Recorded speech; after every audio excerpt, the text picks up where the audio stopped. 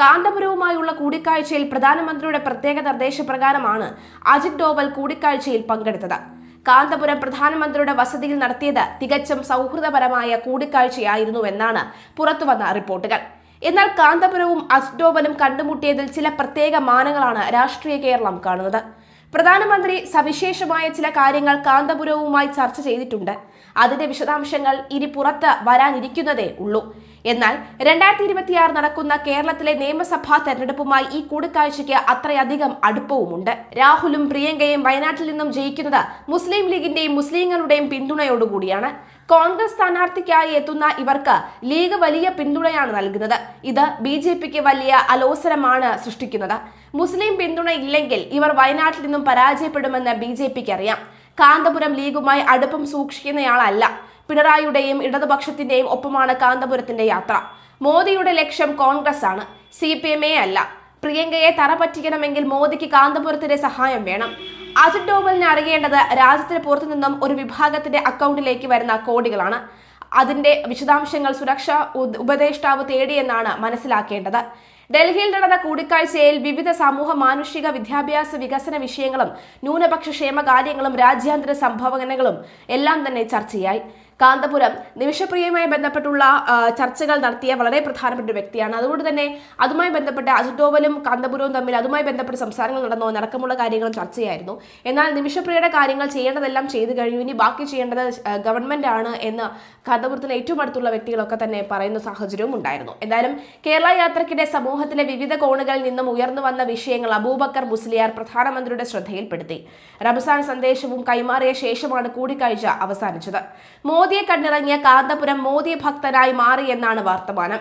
എല്ലാ ജനവിഭാഗങ്ങളെയും ഉൾക്കൊണ്ടുള്ള വികസനം, സാമ്പത്തിക മുന്നേറ്റത്തിനൊപ്പം സന്തോഷ സൂചികയും മാനവ വികസനത്തിനും നൽകേണ്ട പരിഗണന, ജനസംഖ്യ അനുപാതികവും പ്രാദേശിക സന്തുലിതവുമായി വിഭവങ്ങൾ ലഭ്യമാക്കേണ്ടതിന്റെ പ്രാധാന്യം, വഖഫ് SIR ആശങ്കകൾ, പുരാതന മസ്ജിദുകളും ഇസ്ലാമിക പൈതൃക സ്മാരകങ്ങളും സംരക്ഷിക്കാൻ മൗലാന ആസാദ് നാഷണൽ ഫെലോഷിപ്പ് ഉൾപ്പെടെയുള്ള ന്യൂനപക്ഷ വിദ്യാഭ്യാസ ക്ഷേമ പദ്ധതികളുടെ പുനഃസ്ഥാപനം, അതുപോലെ തന്നെ അലിഗഡ് സർവകലാശാല മലപ്പുറം സെന്റർ വികസനം, രാജ്യത്തെ ന്യൂനപക്ഷ ജനവിഭാഗവുമായി കേന്ദ്ര സർക്കാർ അടുത്തിടെ ഇടപെടേണ്ടതിന്റെ ആവശ്യകത തുടങ്ങിയ വിഷയങ്ങൾ കൂടിക്കാഴ്ചയിൽ സംസാര വിഷയമായി. രാജ്യാന്തര തലത്തിൽ സമാധാനം ഉറപ്പുവരുത്തുന്നതിൽ പ്രധാനമന്ത്രിയുടെ നേതൃത്വത്തിൽ നടത്തുന്ന നയതന്ത്ര ഇടപെടലുകളെ കാന്തപുരം AP അബൂബക്കർ മുസ്ലിയാർ അഭിനന്ദിച്ചു. ഇന്ത്യയിൽ മുസ്ലിം സമുദായം യാതൊരുവിധ പ്രതിസന്ധിയും നേരിടുന്നില്ല എന്നും എല്ലാവരും സുരക്ഷിതരാണെന്നും കാന്തപുരം AP അബൂബക്കർ മുസ്ലിയാർ പറഞ്ഞു. പ്രധാനമന്ത്രി നരേന്ദ്രമോദിയുമായി നടത്തിയ കൂടിക്കാഴ്ചയ്ക്ക് ശേഷം ഒരു ദേശീയ മാധ്യമത്തിൽ നൽകിയ പ്രസ്താവനയിലാണ് അദ്ദേഹം ഇക്കാര്യങ്ങൾ വ്യക്തമാക്കിയത്. മോദിയുടെ ഔദ്യോഗിക വസതിയിലായിരുന്നു കൂടിക്കാഴ്ച.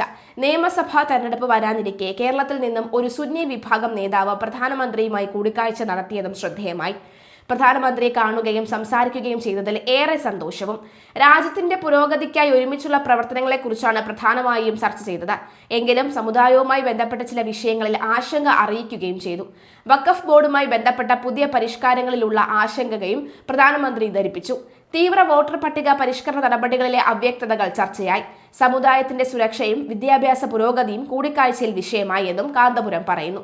കാന്തപുരവുമായുള്ള കൂടിക്കാഴ്ചയെക്കുറിച്ച് പ്രധാനമന്ത്രി നരേന്ദ്രമോദി Xൽ കുറിച്ചിരുന്നു. വിവിധ സാമൂഹിക വിദ്യാഭ്യാസ മേഖലകളിൽ കാന്തപുരം നൽകുന്ന സംഭാവനകൾ ഏറെ ശ്രദ്ധേയമാണ് എന്ന് അദ്ദേഹം കുറിച്ചു.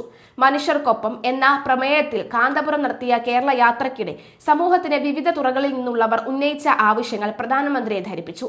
നിർത്തലാക്കിയ മൗലാന ആസാദ് നാഷണൽ ഫെലോഷിപ്പ് പുനഃസ്ഥാപിക്കണമെന്നും ന്യൂനപക്ഷ വിഭാഗങ്ങളുമായി കേന്ദ്ര സർക്കാർ അടുത്തിടപഴകേണ്ടതിന്റെ ആവശ്യകതയും സംസാര വിഷയമായതായി കാന്തപുരം ഫേസ്ബുക്കിൽ കുറിച്ചു. ബറേലി സംഭവങ്ങളിൽ ഉൾപ്പെടെ നിരപരാധികൾക്ക് നീതി ലഭ്യമാകണമെന്നും ഉത്തരേന്ത്യയിലെ ഇസ്ലാമിക വിദ്യാഭ്യാസ സ്ഥാപനങ്ങൾ നേരിടുന്ന പ്രതിസന്ധികൾക്ക് പരിഹാരം കാണണമെന്നും ചർച്ചയിൽ ആവശ്യം ഉയർന്നു.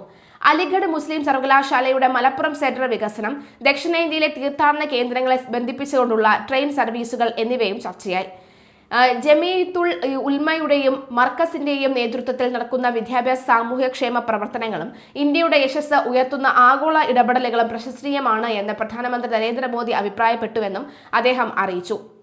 ഭാരതത്തിൽ മുസ്ലിങ്ങൾക്ക് യാതൊരു തടസ്സവുമില്ല, ഒരു പ്രയാസവുമില്ല. മദ്രസകൾ, അറബിക് കോളേജുകൾ, പള്ളികൾ എല്ലാം നടക്കുന്നുണ്ട്. ഒന്നിനും ഒരു പ്രയാസവുമില്ല. അങ്ങനെയാണ് എൻ്റെ അറിവിലുള്ളത്. എല്ലാവർക്കും വിദ്യാഭ്യാസം നൽകണമെന്ന് ഞാൻ പ്രധാനമന്ത്രിയോട് ആവശ്യപ്പെട്ടു. കോളേജുകളും മറ്റും ആവശ്യമുണ്ട്.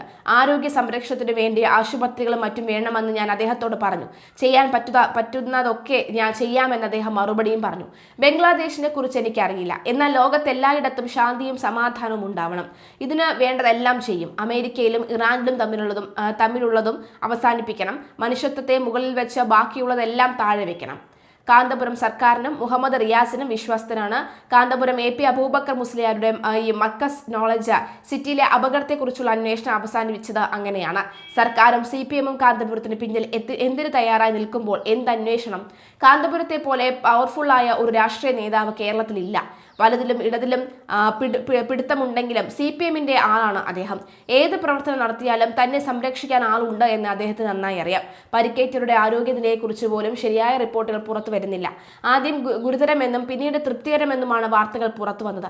ഇപ്പോഴും പരിക്കേറ്റവരുടെ അവസ്ഥ എന്താണെന്ന് തങ്ങൾക്ക് വ്യക്തമല്ല എന്നും ബന്ധുക്കൾ പറയുന്നു. മർക്കസ് നോളജ് സിറ്റി നിർമ്മിക്കുന്നത് ഭൂമി തരം മാറ്റിയാണ് എന്ന് തുടക്കത്തിൽ വിവാദം ഉയർന്നിരുന്നു.